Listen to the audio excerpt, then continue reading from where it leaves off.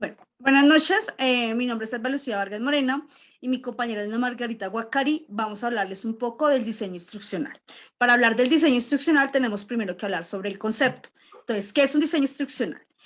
Lo denominamos como una ciencia de la creación específica detallada para el desarrollo e implementación, evaluación y mantenimiento de situaciones que faciliten el aprendizaje del estudiante. Además de eso, es un desarrollo sistemático de elementos instruccionales que incluyen la necesidad de aprendizaje, metas de desarrollo de materiales y actividades instruccionales, evaluación y seguimiento. Ahora vamos a hablar un poco sobre el análisis conceptual de cada uno de los modelos de diseño instruccional. Son bastantes, vamos a hablar los más importantes. Entonces, hablamos de que a partir de un modelo instruccional tenemos 5 criterios. Estos 5 criterios nos sirven ¿para qué? Para administrar herramientas de comunicación, analizar, diseñar, crear y evaluar aprendizaje. Además de eso, alinear ambientes educativos amplios, específicos, que ayuden al proceso de aprendizaje de los estudiantes. También ayuda a que sean más instruccionales, sean competentes, se generen competencias, sea aplicable, adaptable a las variables y a modelos para poder cumplir con ese tipo de situaciones y contextos específicos de los estudiantes. Es compatible entre otro tipo de modelos instruccionales. El contexto teórico, filosófico y fenomenológico es importante porque ayuda a crear una posibilidad del éxito, a construir ambientes de aprendizaje más eficaces y autónomos para los estudiantes. Además de se considera unas múltiples antecedentes a los estudiantes, la parte de la interacción puede ayudar al aprendizaje y a la variedad de contexto donde ellos están desarrollando. Y por último, están los intereses de ellos mismos, donde ayudan a poderlos aplicar dependiendo de una situación de donde ellos se entreguen o estén relacionados. Para poder aplicar este tipo de contextos, es importante mirar qué tipo de modelos y cuál es la función de cada uno de los modelos. Una de las funciones es especificar, identificar genéricamente. Además de eso, también es aplicable a través de múltiples contextos. Y además de eso, se puede utilizar a partir de herramientas conceptuales y herramientas comunicativas. Hablamos de que este modelo es aplicado de una manera apropiada, ya que promueve creativamente el desarrollo de resultados de instrucciones que lo hacen más eficaz, atractivo para los estudiantes. De esta manera, creando una comunicación y una determinación donde los resultados son mucho más específicos, analizan datos, generan estrategias de aprendizaje, seleccionan y construyen medios de instrucción, guían la evaluación, cumpliendo, revisando los resultados. Existen varios autores, como por ejemplo Guzan y Brash, que se encargan de generar estos tipos de modelos. La instrucción del salón es fundamental. Ellos hablan de producto de implementación para otros usuarios y además de eso hablan de sistematización de instrucciones dirigidas a problemas y metas organizados. Tenemos otros autores. En el año 1999 hablamos de Heinz, Molendar, Russell y Salmido, quienes orientan este tipo de modelo para poderlo aplicar en instituciones de educación superior, donde ellos analizan los conocimientos de los estudiantes, las características de las entradas de los estudiantes, eh, objetivos de resultados y miden también ese tipo de objetivos con diferentes estrategias y seleccionan los medios y los materiales más adecuados para poder trabajar. En cambio, en el 2000 hablamos de Navy, hablamos de Stevenson, hablamos de Lehman y hablamos de Russell, donde ellos hablan directamente ya del estudiante. El estudiante es el centro de atención y también las TICs, la vinculación del uso de la computadora, ¿no? Ellos hablan de fases como la planeación, la implementación y la evaluación, donde incluyen la formación de los contenidos de los estudiantes, implementando materiales instruccionales, hablan de medios, métodos instruccionales y hablan de la evaluación del desempeño de cada uno de los estudiantes en todo este tipo de procesos. Hablamos también de Gerald, Eli, Morris Ross y Kem, Berham, Moore, Hunt, Gon, Knewin, Seig y donde ellos hablan específicamente de una mezcla de actividades, de desarrollos, de construcción grupal, de trabajo en equipo, donde hablamos de análisis, diseño, desarrollo y producción, autoría y validación. Entonces, digamos, cada uno tiene unas características específicas donde le dan unas fases y unos procesos a cada uno de sus modelos.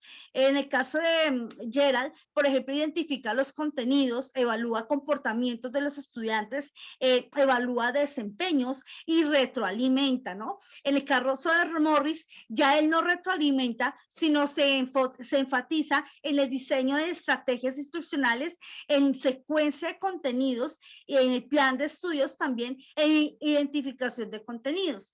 En el caso de Berham, ellos se identifican más con la parte de desarrollo de actividades, análisis, diseño, desarrollo, producción, autoría y validación de solamente las actividades. Entonces, ellos quieren ya que la persona sea más multimedial, que sea más creativa. En el caso de Hon, hablamos de la simulación de sistemática de expertos, es decir, habla de modelos, de generar tipo de modelos, modelos conceptuales, operacionales, instruccionales, de punto de contacto, modelos y el modelo de estudiantes. En el caso de Neville, ellos hablan más que todo de la creación de materiales a partir de lecturas y cursos distribuidos. Él lo hace énfasis en este modelo en Holanda, porque es su país donde él obviamente lo está aplicando. En el caso de CERC, hablamos de un diseño y un desarrollo que tiene lugar más que todo en un contexto administrativo de proyectos. Entonces, ellos hablan más que todo de la elaboración de proyectos y demás. Y hablan más de todo de la parte operativa, de la administración, del análisis de las necesidades y demás. Y por último, vamos a hablar un poco de los otros tres modelos, que es el de Dirk, Carey, Dorsey y Hendricks. Entonces, en el caso de Dirk Carey, ellos hablan de generar una necesidad, hablan de generar metas instruccionales, hablan de un modelo curso a nivel de sistemas donde puede aplicarse proyectos teniendo en cuenta enfoques un poco más limitados. En el caso de Dorsey, ellos hablan de generación de prototipos a partir de la colaboración, es decir, del trabajo en equipo.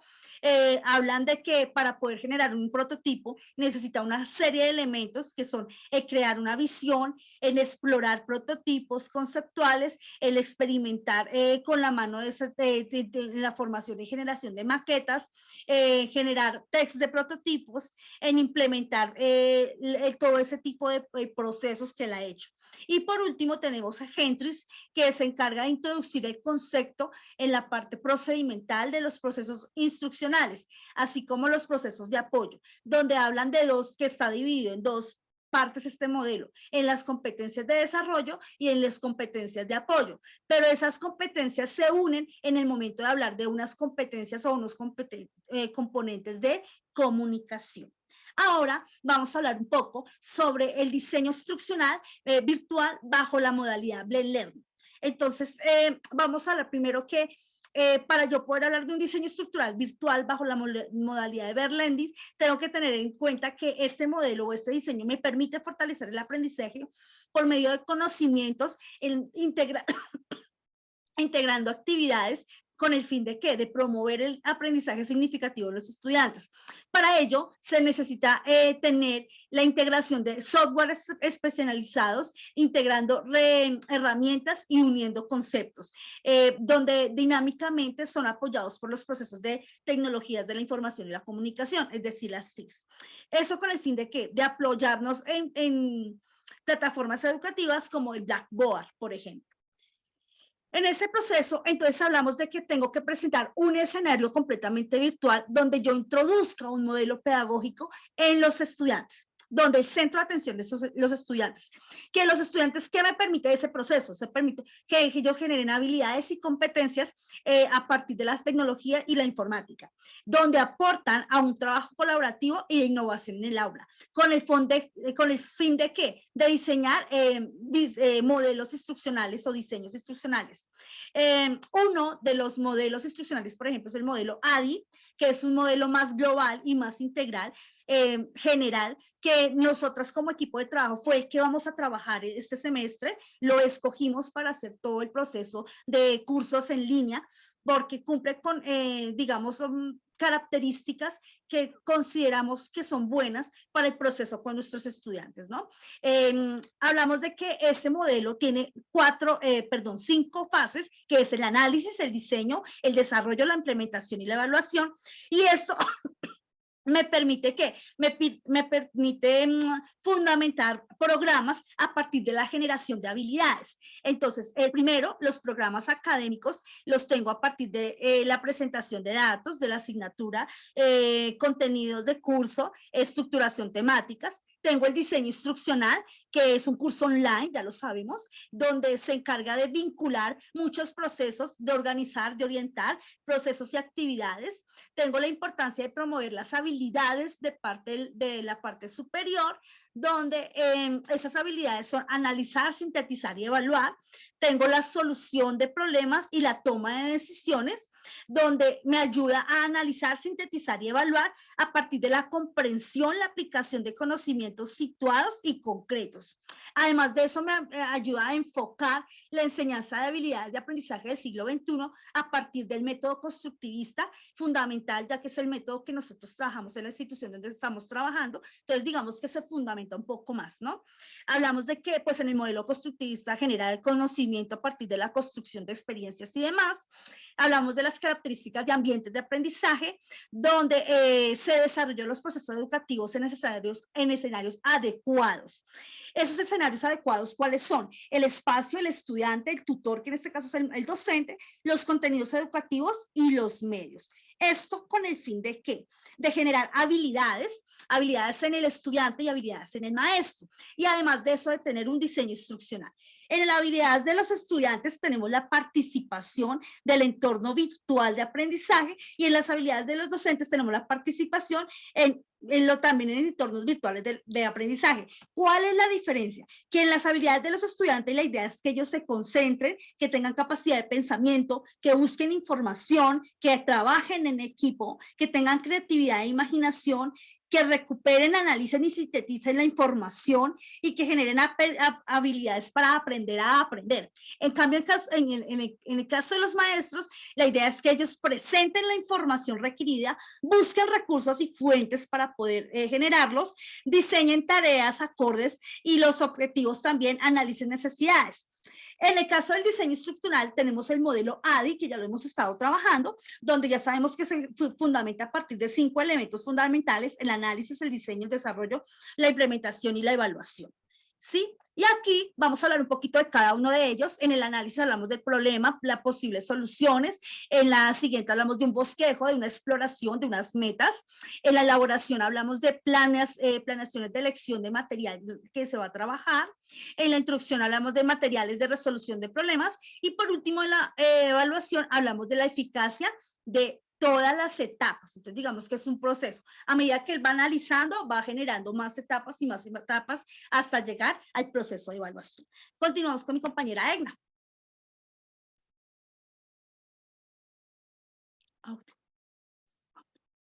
A continuación, vamos a hablar sobre el análisis conceptual del diseño institucional en el marco de la socioformación.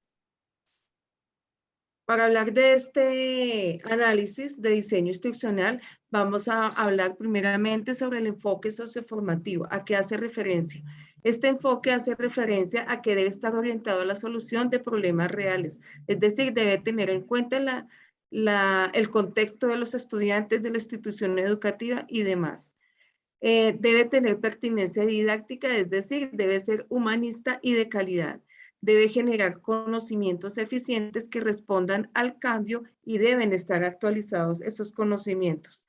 Se debe lograr una formación sólida de los estudiantes, es decir, para aplicar el modelo socioformativo se debe tener calidad de conocimientos. Debe ser flexible y tener criterios didácticos que motiven a los estudiantes al aprendizaje e incorporar acciones con enfoque socioformativo. Todo ello enfocado a que el aprendiz tenga un enfoque holístico dirigido a construir su proyecto de vida de una forma ética, real y eficiente.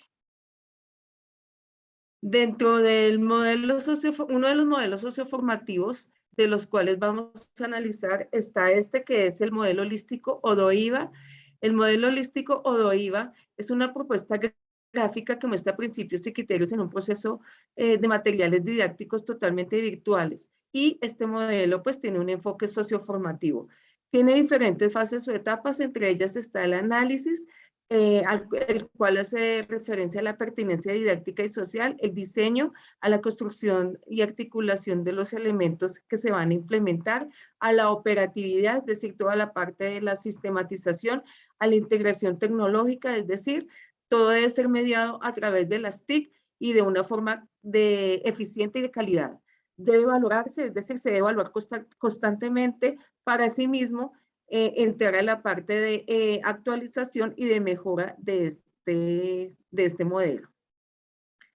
A continuación, vamos a hablar sobre la categorización que se debe tener en cuenta a la hora de diseñar o de tener en cuenta un diseño instruccional socioformativo. Primero se debe tener en cuenta el diseño de aprendizaje, que debe tener un enfoque variado y bastante creativo con el fin de mantener motivados e incentivados a los estudiantes. El segundo, que debe estar basado en teorías que generen nuevos contenidos, que estos sean flexibles y que además de eso, los espacios que se requieren deben planearse para que sean totalmente virtuales. Referente a la anterior, referente a la categorización, siguiente.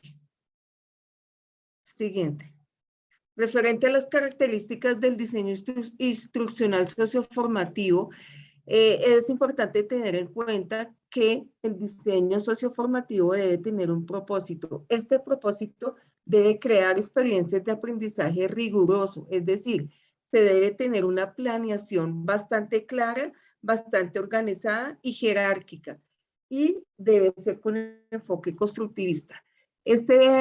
El diseño instruccional debe ser flexible y debe estar adaptado a los diferentes contextos. Para ello se debe tener en cuenta la evaluación de las necesidades, los objetivos generales y específicos, las herramientas didácticas que se van a utilizar y debe tenerse en cuenta que se debe realizar una evaluación tanto formativa como sumativa.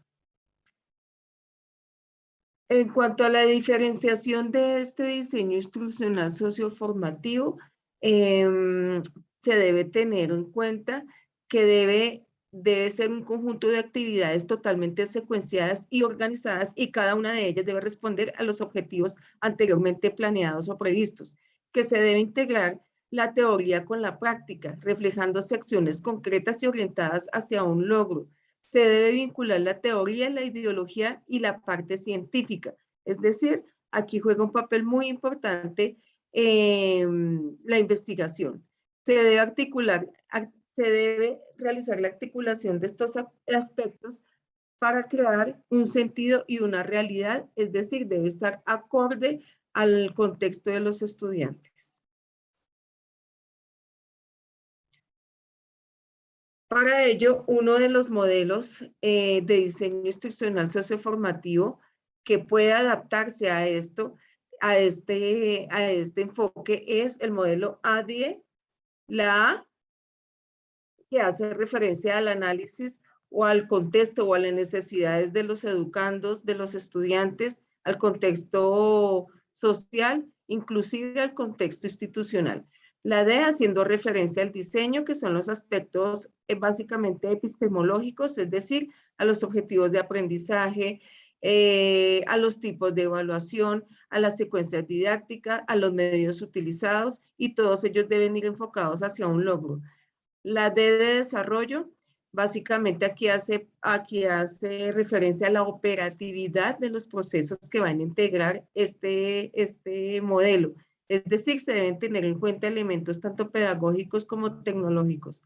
La I de implementación, que ya es la puesta en marcha del modelo o del proyecto. La evaluación, los resultados obtenidos durante todo el proceso para la mejora de las diferentes fases. El siguiente modelo, que es el ASURE Tiene igualmente etapas como el análisis de los estudiantes, el establecimiento de los objetos de aprendizaje, el seleccionar estrategias que sean bastante didácticas, pedagógicas y de alta calidad, que se utilicen medios y materiales y recursos de diferentes herramientas. Este modelo está considerado para aquellos programas que requieren pocas horas de instrucción y además se caracteriza porque se puede utilizar de una forma más personalizada o individualizada. El modelo de Dick, Carey y Carey. Dick, Carey y Carey proponen unas etapas que básicamente hacen referencia a visualizar el aprendizaje de las diferentes perspectivas, concibiendo además el desarrollo de diferentes aprendizajes. Entre ellas, entre estas etapas de este modelo está la identificación de la meta, el análisis de la instrucción, el análisis de los estudiantes, su contexto, los objetivos, el desarrollo de instrumentos de evaluación, elaboración y desarrollo y selección de materiales de múltiple instrucción. Finalmente, es importante tener en cuenta dos conceptos fundamentales para el desarrollo de un modelo instruccional socioformativo, y son las TIC y la pedagogía y contexto social. Las TIC, ya que es el repunte del diseño instruccional, es decir, debe ser totalmente tecnológico, virtual, y debe que sea bastante eficiente y de calidad. Debe vincular toda la didáctica y pedagogía en este modelo, porque obviamente se va a educar a distancia. En la pedagogía de contexto social se debe tener en cuenta, tener muy claramente propuestos los objetivos tanto pedagógicos como sociales. Diseño de un curso en línea, trabajo interdisciplinario. A continuación vamos a hacer referencia a los elementos de un curso en línea con su trabajo interdisciplinario. Para ello, entonces, vamos a hablar, siguiente. Para ello, entonces, vamos a hablar de los requerimientos de un curso en línea. Para realizar un curso en línea se debe tener en cuenta tres elementos fundamentales, que son el tecnólogo o programador de la plataforma. Este tecnólogo o programador debe adoptar todos los fragmentos de la estructura del curso y sistematizarlos. Debe tener en cuenta el bosquejo general de navegación, cómo se presenta el menú o a través de qué ambiente virtual lo va a realizar. Debe también tener en cuenta aspectos como el cronograma, las estrategias de mediación, la evaluación. El tecnólogo debe tener claridad en qué medios o qué medios de comunicación se van a implementar, es decir, a través de correos, a través de videos, a través de enlaces o chat.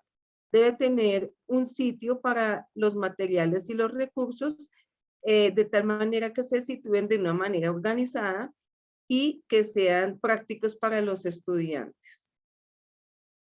El diseñador del curso. El diseñador del curso debe orientar al programador de la plataforma en la selección de los recursos y obviamente debe tener una relación muy estrecha con el tutor. El diseñador debe mediar la parte cognitiva o curricular que se va a implementar en este modelo para impulsar los procesos de metacognición y de autorregulación. Por último, el tutor o el docente, que es el que implementa toda la estrategia didáctica, es decir, el tutor lleva a cabo el desarrollo de todo el proceso. Es tan importante la labor del tutor que requiere que sea bastante responsable, participativo e idóneo para que lleve a cabo todo el desarrollo e interacción. Siguiente. Etapas del trabajo del curso en línea. Tenemos el campus virtual, sus funciones y características, el diseño del curso en línea, los elementos de la programación de la plataforma y los lineamientos para el tutor. Siguiente. Referente al campus virtual, Como funciones y características generales tenemos que se utiliza el ciberespacio como un espacio para desarrollar actividades educativas. Está compuesto por sitios o espacios donde se introduce la tecnología. El campus virtual debe enseñar, debe desarrollar investigación, debe desarrollar gestión. Se desarrolla por redes digitales donde se integran nuevas tecnologías y además de eso se caracteriza por la interacción entre sus autores a través de elementos de enseñanza-aprendizaje. La segunda característica hace referencia al diseño de un curso en línea en donde se utiliza la promoción de procesos de aprendizaje. Es responsabilidad de los 3 partícipes de este diseño, que son el diseñador, el programador y el tutor.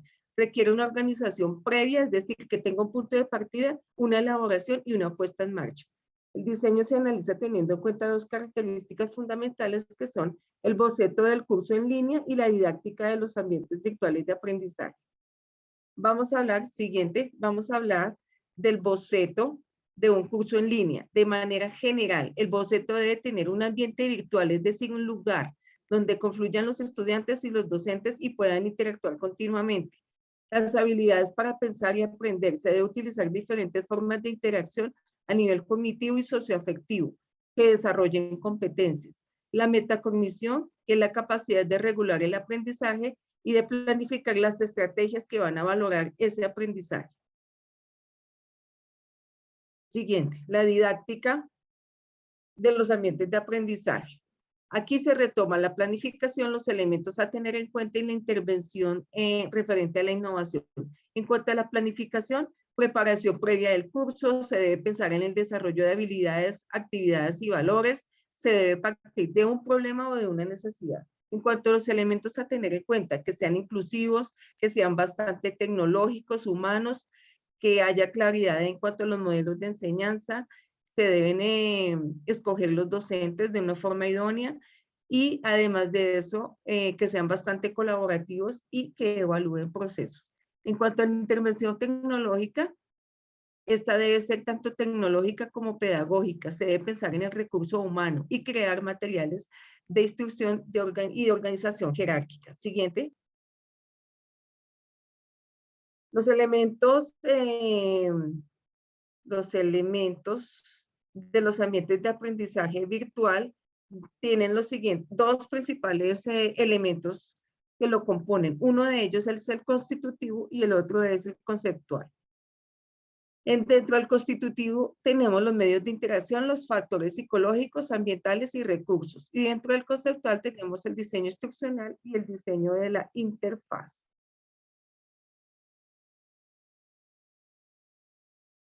Los requerimientos para el diseño de un ambiente virtual, según Nemrivosky y News, se debe tener en cuenta el dominio, es decir, expertos en esa disciplina, métodos psicopedagógicos, expertos en educación, en este caso los docentes, y la interfaz, expertos en esta fase. Siguiente. Propuesta de Steinhaus para la planeación. ¿Qué debe aprenderse? ¿Qué debe aprenderse y enseñarse en un curso o en un programa? ¿Qué conocimientos, qué actitudes, qué valores, qué se espera que los estudiantes aprendan? Siguiente. ¿Cómo deben aprenderse y enseñarse los contenidos del curso? ¿Cuál es la secuencia ideal? ¿Cuáles son las actividades, las estrategias y los recursos didácticos a utilizar? Siguiente. Propuesta de Herrera. La propuesta de Herrera básicamente de forma genérica habla sobre la activación de los procesos de asimilación y acomodación, sobre el procesamiento de la información, es decir, de qué forma se va a reconocer la información, qué estrategias se van a utilizar. Les habla también sobre el desarrollo de actividades de acuerdo a los preconceptos o conocimientos previos de los estudiantes. De esta manera, entonces, Herrera hace referencia a que este modelo sea bastante dinámico y que se planeen actividades en donde los estudiantes opinen, tengan sus propias propuestas y bien sustentadas, en donde se retroalimente y obviamente se manejen todas las competencias y se estimule el autoaprendizaje. Gracias por su atención.